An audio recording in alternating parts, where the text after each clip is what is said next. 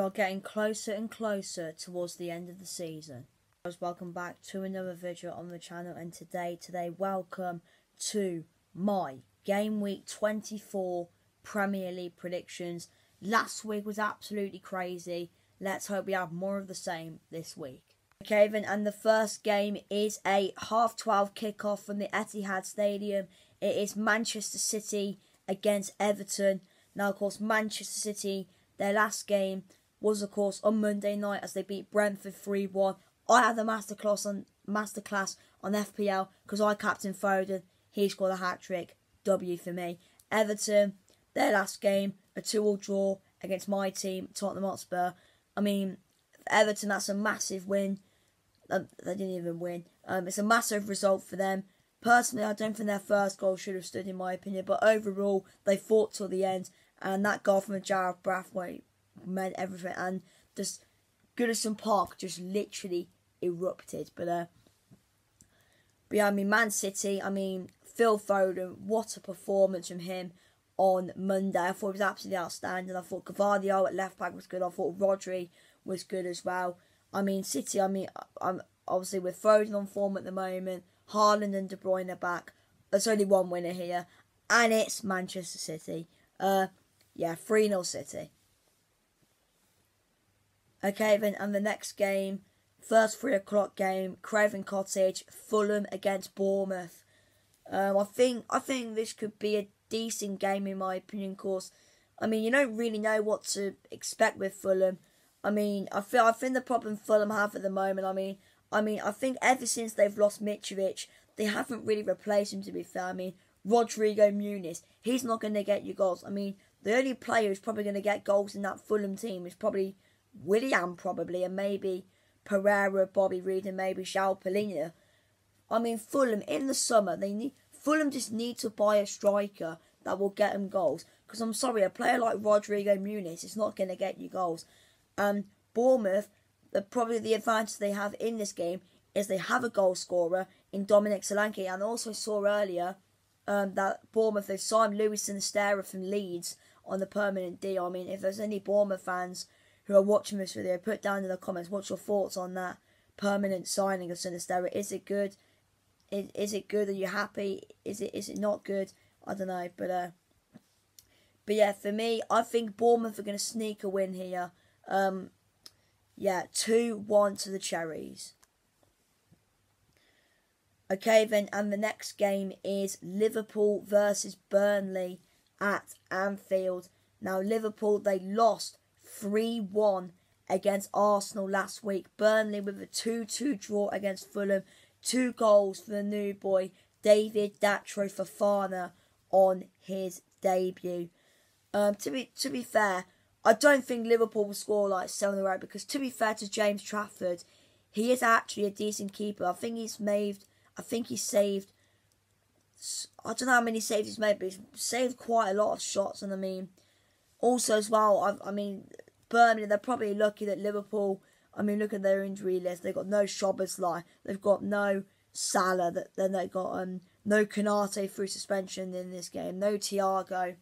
I mean, I still think Liverpool will win anyway. But I don't think it'll be like, I don't know, like 7 or 8. I still think it'll be high scoring though. I've gone with a 5-0 win for Liverpool.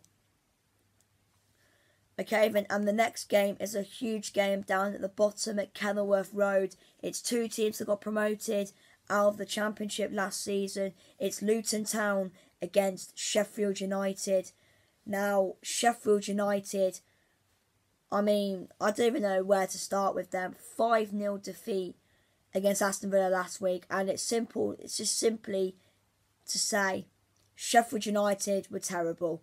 Villa, that attack of, I think it was, I can have a look actually. That attack of Bailey, Tielemans, Watkins and McGinn. They literally just bullied that Sheffield United defence. I thought Louise, that pass for I think Watkins' goal. Was it Watkins' goal? Who got the assist? When Watkins scored, yeah, it was look, that assist from Louise was brilliant. But yeah, I mean, for Luton, what a game.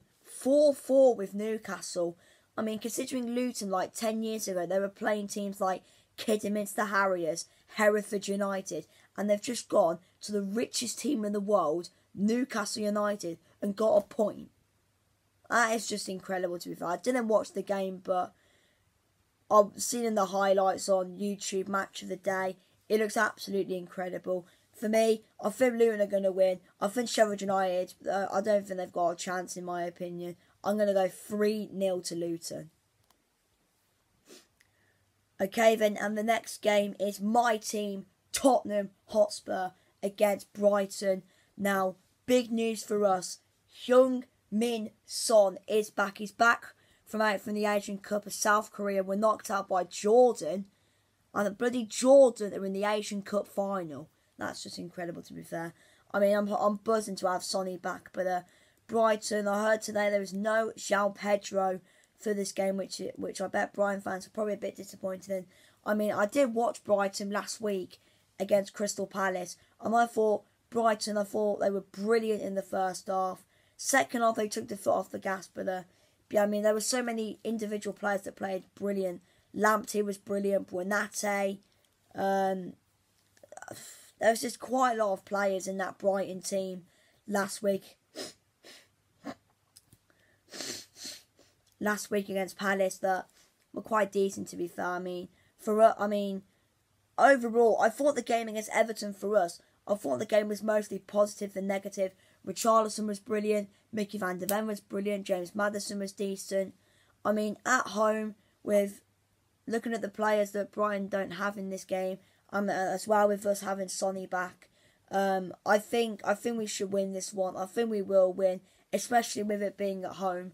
I'm going to go 3-0 to Tottenham. Come on, you Spurs. Okay, then, and the next game, again, I think this will be a decent game. It's Wolves against Brentford. Now, Wolves, what a win for them. 4-2 against Chelsea. A first ever hat-trick in a Wolverhampton Wanderers shirt for Mateus Cunha. I mean, I didn't watch the game, but Wolves looked quite good in that game. I mean, the main reaction or the main storyline of that game was how bad Chelsea were, but Wolves, I didn't watch the game, but apparently Wolves were brilliant. Brentford, my God, I mean, yes, they did lose against Man City, but fair play to the goalkeeper, Mark Flecken. I thought it was absolutely outstanding in that game. And also as well, Sergio Reguilon, on loan from Spurs, I thought he did really, really well in that game. Even though Brentford were on the losing side, I still thought they were quite decent. But for me, I thought Flecken and Reguilon were outstanding in my opinion. But this is not going to be an easy game for Brentford. Molineux is going to be a tough place to go. This will be quite a tight game to call, to be fair. Neil Maupay will probably score. He'll probably do some shithousery celebration, but Wolves are going to win 2-1 to Wolves. Okay then, and the next game is it's not Manchester City. The next game is Nottingham Forest against Newcastle United. Now, I don't think Alexander Isak is available. I think he's injured again. I don't know how long he's out for, but that's a big blow for the Geordies. Of course, Newcastle, their last game, a 4-4 draw against Luton. They'll be a bit disappointed with that, Newcastle. I mean, yes, I mean, they went 4-2 down, which, I mean, for a club like Newcastle, no disrespect to Luton, but it's just not a good result though, is it? But yeah, I mean, this game's not going to be easier either. Forest at the City Ground, of course, Forest, they beat Newcastle 3-1 at the City Ground on Boxing Day. This will not be an easy game for Newcastle. Forest could generally win this game. I don't think they will, though. I think they're going to get a draw.